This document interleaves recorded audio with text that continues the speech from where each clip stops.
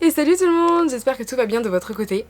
Aujourd'hui c'est une vidéo explication. En général en fait on nous envoie des messages pour savoir comment se déroule une séance avec un photographe parce que plein de monde n'ont jamais fait de shooting photo avec un photographe professionnel ou même amateur.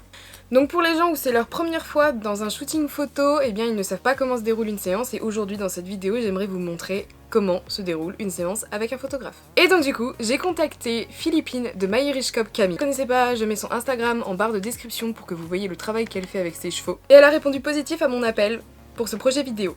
On l'a donc suivi toute une après-midi avec ses chevaux pendant qu'elle faisait du travail à pied, à cheval, un petit peu de saut, un petit peu de liberté, de la cordelette. Vraiment, on l'a suivi de A à Z pour vous montrer comment se déroule une séance du début jusqu'à la fin. Donc c'est parti, on démarre cette vidéo de comment se déroule une séance.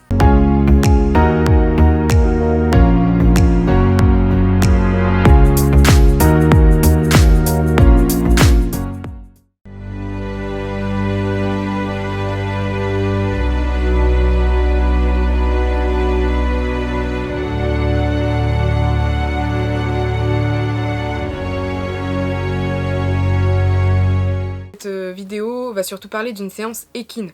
Après, entre équine et canin, ou même félin ou d'autres animaux, il n'y a pas grande différence sur comment se déroule une séance. L'étape numéro 1, c'est la prise de contact. Prise de contact, elle est toute simple. Oula! La prise de contact, elle est toute simple. Vous avez le choix entre aller sur le site internet dans la page contact, ça va m'envoyer un mail, ou alors tout simplement sur mes réseaux sociaux, sur Facebook ou sur Instagram en privé. La prise de contact est faite, donc avec MyIrishCop Camille, on se connaît depuis déjà pas mal de temps. Donc du coup, nous, on fait des vocaux. Alors je peux comprendre que certains détestent les vocaux, moi j'adore les vocaux, mais de toute façon j'arrive à savoir si vous aimez pas trop ou pas. Donc évidemment je vous fais aussi bien en vocal que par écrit, ne vous inquiétez pas. Bon, parce que je sais que les vocaux ça peut être un peu relou. Moi de mon côté j'essaye d'en savoir un peu plus sur votre cheval.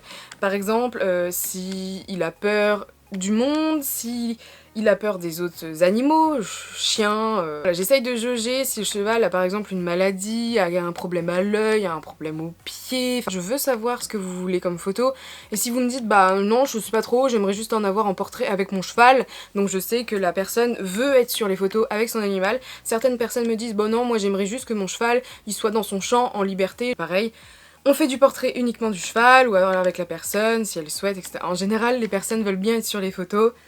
Ensuite, je demande pour le lieu, si la personne souhaite avoir un lieu en particulier, elle peut très bien vouloir une forêt, une plage, ou alors dans une rue, dans la ville, pour faire un peu de photo urbaine. Du coup, si la personne veut un lieu en particulier, il n'y a pas de souci, on recherche ensemble le lieu qu'elle souhaite. Très important, ne pas oublier de demander si le cheval peut être transporté dans un vent ou alors pas du tout. Parce que certaines personnes ne peuvent pas transporter leur cheval, et donc du coup on essaye de trouver un coin aux alentours de chez eux, une chasse, un champ. Voilà sur quoi tourne la conversation en fait. On se donne le lieu, on se donne le jour du rendez-vous et l'horaire du rendez-vous et on se rejoint sur le lieu. Donc ensuite, j'arrive sur le lieu du rendez-vous, je rencontre également la propriétaire ou le propriétaire. Là encore une fois on parle, tout ce que je lui avais demandé en privé, j'essaye de le redire en face pour vraiment être sûre de ce que la personne veut pendant ce shooting photo. Alors en général j'ai carte blanche, ils me disent bah écoute je sais pas trop comment poser devant l'appareil donc voilà. Donc en gros j'ai carte blanche, c'est à moi de mettre à l'aise la personne, à moi de trouver des idées de pose tout en restant naturel. Mais voilà, j'aime bien quand même dire à la personne avant de commencer le shooting, si tu ou vous, parce que je sais jamais s'il faut vous voyer ou tutoyer, moi aussi. Tu ou vous avez une idée particulière, surtout n'hésitez pas à la faire. Philippine, je suis arrivée sur le lieu, donc elle a préparé ses chevaux, elle a préparé Skip dans un premier temps, parce qu'en fait elle voulait faire énormément de choses, elle voulait travailler ses deux chevaux, que ce soit en saut d'obstacle pour Skip, ou bien en travail en liberté, un petit peu de cordelette pour Camille. Donc voilà, la séance commence, elle fait comme si j'existais pas, elle monte Skip. Skip, le but c'était de le faire sauter et d'avoir des photos et vidéos de lui en train de sauter.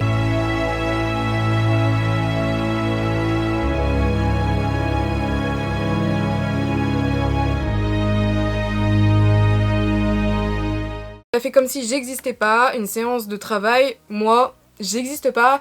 Par contre, bon, j'existe quand même parce qu'elle me voit courir, parce que là j'avais mon appareil photo sur le trépied, il fallait que je cours avec ça, il fallait que je fasse des photos avec le D780, il fallait que j'allume et j'éteigne la GoPro quand il fallait.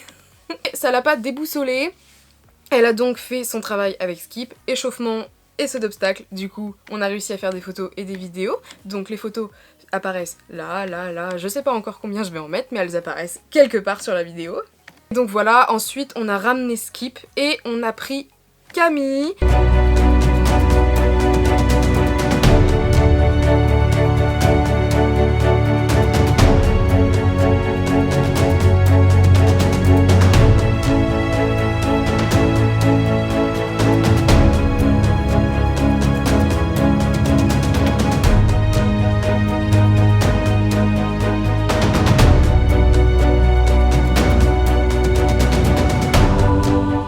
Camille, c'était une plus grosse séance pour elle parce que Philippine voulait faire du travail monté en cordelette après l'échauffement. Ensuite, elle voulait faire un petit peu de saut et elle voulait faire du travail à pied. Donc, c'est ce qu'on a fait. Prendre des photos en cordelette. J'ai réussi également à prendre des photos en saut d'obstacle. J'en mets plein ici, là, là, un petit peu partout. Également, Camille nous a offert de très très beaux clichés quand elle a été en liberté. Et donc on a ramené Camille avec Skip dans son champ et c'est là que je lui ai proposé de faire des photos en statique. C'est là qu'elle m'a dit ce qu'elle voulait comme photo. Elle voulait des photos de Skip, Camille et elle, avec Philippine sur Skip accru. Donc c'est ce qu'on a fait. Contre les séances en statique, je ne peux pas me faire oublier, je suis obligée d'être là, c'est pas comme des séances au travail. Les séances au travail, vous faites votre vie et puis moi je fais la mienne quoi. Par contre là les séances en statique, non, on est obligé de s'écouter mutuellement. Je sais que c'est pas facile parce que là du coup on peut pas tellement oublier l'appareil photo. C'est à moi d'essayer de vous le faire oublier. Bon là Philippine elle a clairement l'habitude maintenant parce qu'elle enchaîne les shootings photos, enfin elle en fait vraiment pas mal avec ses chevaux. Donc elle est littéralement à l'aise devant l'appareil photo, maintenant il n'y a plus aucun souci, mais voilà, ça se pratique, plus vous en faites et plus vous serez à l'aise. Par exemple, Philippine, dis-moi, je pense que lors de ta première séance photo, tu n'étais pas du tout à l'aise par rapport à aujourd'hui. Dis-moi, je me trompe peut-être parce que je suis pas la photographe qui t'a photographié en première. Donc la séance en statique commence, donc on a été avec Skip, Camille et Philippine dans les champs des chevaux tout simplement où en arrière-plan il y avait des arbres avec des fleurs blanches, c'était juste magnifique comme arrière-plan, là je pouvais pas rêver mieux. Donc une séance photo en statique, et ben comme je vous ai dit, ça se déroule très facilement. Je suis là, je vous parle, j'essaye de vous faire oublier l'appareil photo, je vous pose des questions, en général vous me répondez, et puis après, des fois, je parle plus non plus, mais je vous dis ce que vous devez faire. Genre par exemple, vas-y regarde ton cheval, vas-y regarde l'autre cheval, vas-y fais-lui un câlin, mets ta main sur l'encolure, essaye de lui caresser. Voilà, caresse-lui la tête, balade tes mains un petit peu partout, voilà ce que je peux dire, et en général, vous faites tout seul. Les gens, quand je commence à leur dire fais ci, fais ça, après ils arrivent à avoir des pauses tout seuls. Fais comme si t'étais en séance câlin avec ton cheval en complicité, et là c'est là qu'on voit la complicité qui ressort, c'est que des fois vous faites tout seul. Des fois je n'ai plus rien à dire parce que vous faites les pauses tout seul, et c'est vraiment magique à voir parce que vous n'êtes pas trop à l'aise au début, du coup moi je vous dis ce que vous devez faire au début, mais au bout d'un moment vous devenez tellement à l'aise que du coup vous faites tout seul, et c'est là que la magie opère et c'est là que c'est vraiment magnifique. C'était pareil avec Philippine, elle est montée sur Skip, bon elle a très vite réussi à faire les pauses toute seule, mais au début je lui disais voilà, regarde, vu que t'es sur Skip, regarde Camille. En général, et ça j'en ai pas encore parlé, c'est les oreilles des chevaux, parce que si vous êtes comme la mienne, si vous avez une jument comme la mienne, le stéréotype des juments est vrai, la mienne elle a toujours les oreilles en arrière. Et ça arrive souvent. Il y a une microseconde d'oreille en avant et il faut prendre 7 microsecondes en photo, mais souvent une microseconde c'est pas assez. Par exemple la personne n'a pas eu le temps de faire sa petite pose naturelle et donc du coup bah voilà, on n'a pas eu le temps de prendre la photo avec les oreilles en avant quoi. Donc on use de plusieurs astuces. En général je sors mon portable ou alors quelqu'un d'autre sort son portable, mes YouTube et mes hennissements de cheval. Et ça marche quelques minutes, donc là on mitraille. Il y a aussi l'astuce des friandises. En général les proprios ont des friandises dans leurs mains et calent leurs mains ici pour que le cheval puisse se mettre ici. Et puis des fois, non, les chevaux sont très coopératifs. Là par exemple, Skip et Camille ont été très coopératifs. On a quand même usé de l'astuce des hennissements de cheval, mais vraiment ils ont été super coopératifs et ça a donné ce genre de photos. J'adore, franchement moi je les trouve juste trop beaux, j'adore ces photos, il y a de l'émotion, de la complicité. Mais combien de temps dure une séance? Alors avec moi une séance peut durer entre 40 minutes et 1h, 1h30, mais ça tout dépend de votre animal. Quand on voit que le cheval se lasse mais qu'il peut encore faire quelques pauses, on continue, mais vraiment ça dure pas longtemps et je vous dis en général ça dure 40 minutes, 1h. Et pour les plus patients, 1h30. Mais après, les séances en statique peuvent se dérouler de plein de façons différentes. Là, vraiment, les photos en statique, on les a fait en 10-20 minutes, pas plus. Parce que derrière, il y avait déjà pas mal de choses qui ont été faites, les vidéos et tout ça. Donc les chevaux, fallait pas les tenir 1 heure sur la séance photo, ils en avaient déjà fait énormément avant.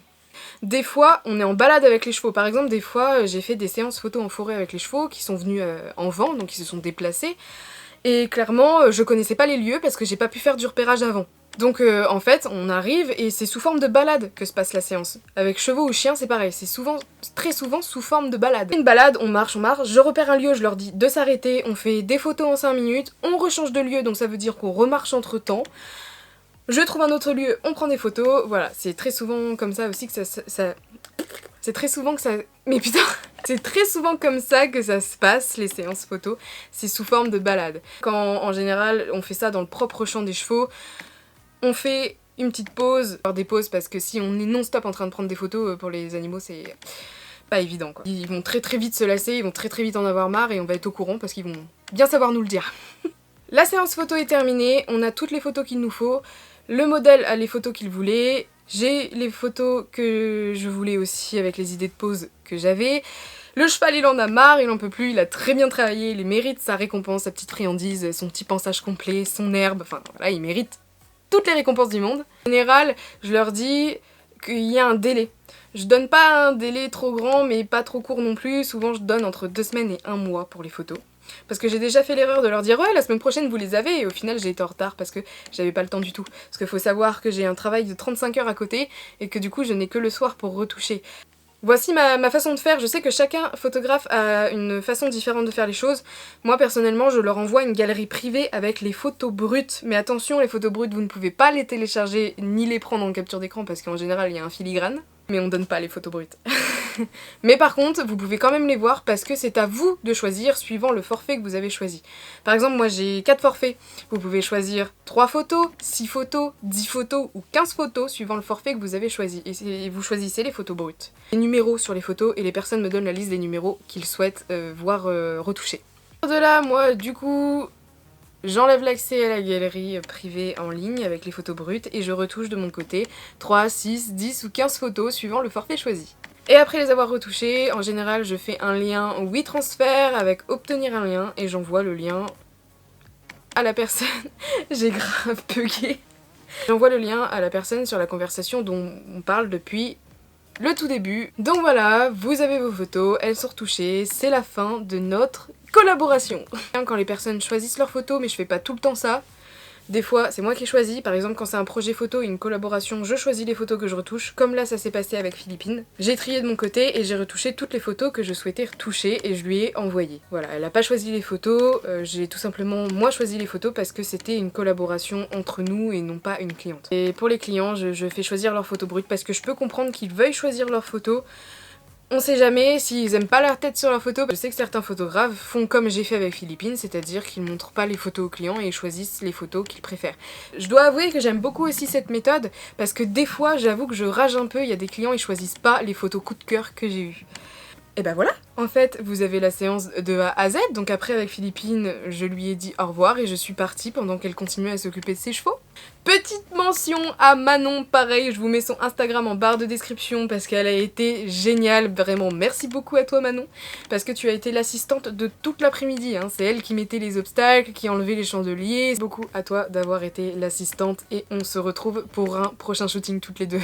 J'ai surtout parlé d'une séance photo équine, mais une séance photo canine, c'est exactement la même, peut-être que je ferai une autre vidéo pour savoir comment se déroule une séance canine, mais c'est exactement pareil, ou alors je vous emmènerai avec moi lors d'une séance canine. On use, alors avec les chiens, le hennissement de cheval ça marche pas beaucoup, donc on use beaucoup de la friandise ou alors du jouet préféré du chien. Pareil, juste on fait en fonction de l'animal, du cheval ou du chien. Si on voit qu'il en a marre, on arrête les photos. Si on voit qu'il arrive pas à faire une pause, on fait autre chose. Si par exemple le chien il veut pas s'asseoir, on va pas le forcer à s'asseoir, on va essayer de le coucher. S'il veut pas se coucher, on va pas le forcer. S'il veut rester debout, il reste debout.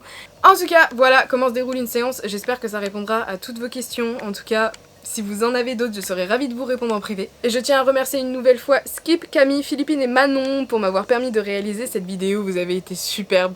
Je vous invite à aller voir leur Instagram pour voir le travail qu'elles font avec leurs chevaux. C'est juste...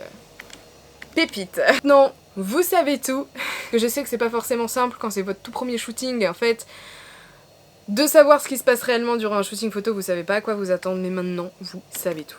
C'était réalisation photo et moi je vous dis à une prochaine vidéo, à bientôt!